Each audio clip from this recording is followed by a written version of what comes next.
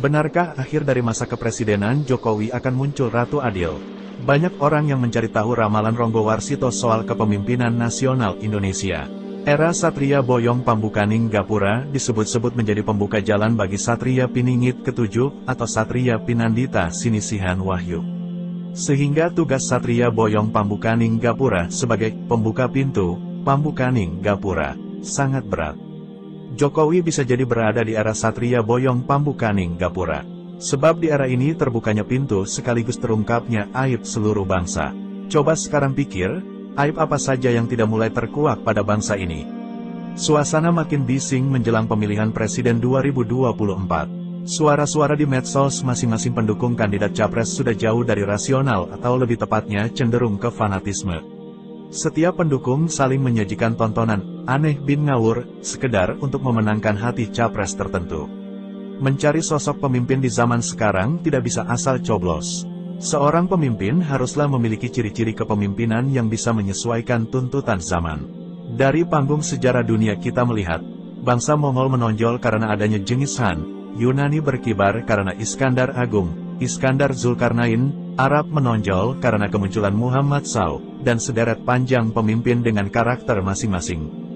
Dalam tradisi Jawa sejak zaman dahulu sampai dengan sekarang, dikenal pemimpin-pemimpin dalam kurun waktu tertentu yang menonjol yang tentu saja juga dengan karakter masing-masing seperti Balitung, Empu Sendok, Dharma Wangsa Teguh, Airlangga, Empu Barada, Jayabaya, Kertanegara, Gajah Mada, Sunan Kalijaga, Sunan Giri, Fathahilah, Ki Juru Martani, Panembahan Senopati, Sultan Agung, Mangkubumi, Diponegara, dan lain-lain. Karakter pemimpin tersebut tentu saja berkaitan dengan situasi dan kondisi zamannya yang menuntut sikap tertentu. Setidaknya ciri pemimpin dalam budaya Jawa memiliki ciri, yakni monosentrum, tunggal, etis, baik dan buruk, pragmatis, sinkretis, dan metafisis. Sampai sekarang rakyat Indonesia masih menanti-nanti datangnya Ratu Adil. Masyarakat ada menyebutnya sebagai Putra Batara Indra, Pemuda Gembala, Sultan Heru Cakra, Ratu Amisan, Satria Piningit. Secara dramatis gambaran Ratu Adil ini pernah diramal atau dikupas dalam tulisan-tulisan leluhur bangsa Indonesia. Rangga Warsita meramalkan bahwa raja-raja di Jawa adalah keturunan dari Nabi Adam yang kemudian juga menurunkan dewa-dewa seperti Batara Guru dan Semar yang tampak dalam Paramayoga. Khusus Semar dianggap sebagai salah satu tanda turunnya wahyu, sehingga siapapun yang diikuti Semar akan menjadi pemimpin yang baik. Ada yang menafsirkan bahwa di era ini dengan terbukanya pintu sekaligus terungkapnya aib seluruh bangsa. Coba sekarang pikir, aib apa saja yang tidak mulai terkuak pada bangsa ini? Di era Jokowi, sistem pemerintahan yang berjalan dinilai kurang baik. Yang terjadi banyak disintegrasi bangsa, anarkisme, radikalisme, dan seiring perang.